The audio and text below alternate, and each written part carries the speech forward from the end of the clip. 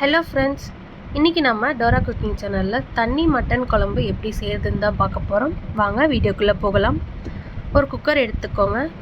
5 table spoon நல்லெண்ணெய், கல்லெண்ணெய் இல்லைன்னா refined oil சேர்த்துறதா இருந்தாலும் சேர்த்திக்கலாம். எண்ணெய் சூடான உடனேயே ஒரு பிரிஞ்சி இலை, 2 ஏலக்காய் சேர்த்திக்கோங்க.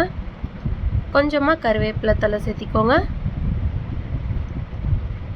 3 to 4 பெரிய வெங்காயம் பொடியாக கட் பண்ணி அதையும் இதோட சேர்த்திக்கோங்க.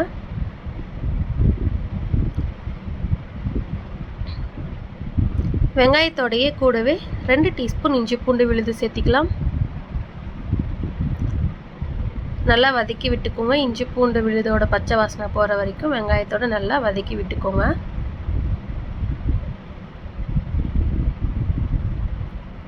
இஞ்சி பூண்டு விழுது நல்லா வதங்கட்டும்.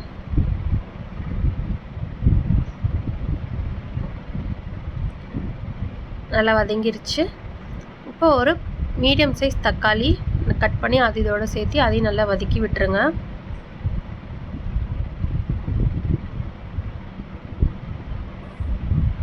வெங்காயம் தக்காளி நல்லா வதங்கட்டும்.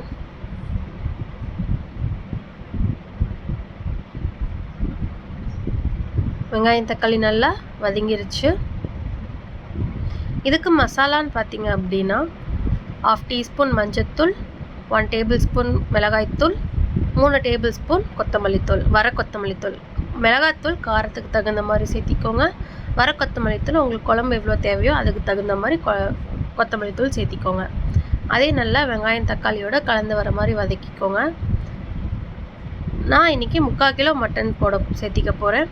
ஆல்ரெடி மட்டன் நல்லா வாஷ் பண்ணி உப்பு மஞ்சத்தூள் போட்டு நல்லா ஊற வச்சுருக்கேன்.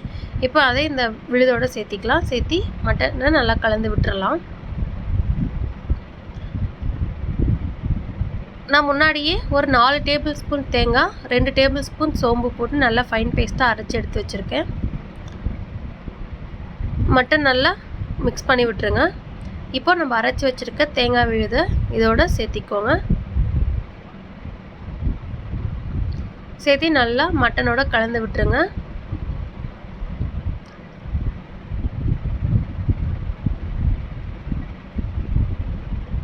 தண்ணி ஊற்றிக்கோங்க. மட்டன் வேகிற அளவுக்கு தண்ணி நல்லா ஊற்றிக்கோங்க. ஊற்றி உப்பு காரம்லாம் சரியாக இருக்கான்னு செக் பண்ணிக்கோங்க.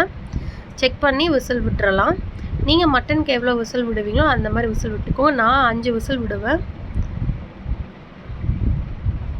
5 விசில் விட்டாச்சு. விசில் அடங்கிருச்சு. ஓப்பன் பண்ணி பார்த்துடலாம். தண்ணி மட்டன் குழம்பு ரெடி ஆயிடுச்சு. இப்போ இதை வேறு ஒரு பாத்திரத்துக்கு மாற்றிடலாம். நீங்களும் இந்த தண்ணி மட்டன் குழம்பு செஞ்சு பாருங்கள். செஞ்சு பார்த்து சாப்பிட்டுட்டு எப்படி இருக்குன்னு மறக்காமல் கமெண்ட் பாக்ஸில் கமெண்ட் பண்ணுங்கள். இதோட இன்க்ரீடியன்ட்ஸ் எல்லாம் கீழே டிஸ்கிரிப்ஷன் பாக்ஸில் லிங்க்கில் கொடுக்குறேன். என்னோடய வீடியோ புதுசாக பார்க்குறவங்களா இருந்தால் ரெட் கலரில் இருக்க சப்ஸ்கிரைப் பட்டனும் பக்கத்தில் இருக்க பெல் ஐக்கானில் ஆல் ஐக்கானை கிளிக் பண்ணிக்கோங்க. அப்போ தான் என்னோடய நோட்டிஃபிகேஷன் உங்களுக்கு உடனுக்குடன் வரும். இந்த வீடியோ உங்களுக்கு பிடிச்சிருந்தால் லைக் பண்ணுங்கள், ஷேர் பண்ணுங்கள். தேங்க்யூ.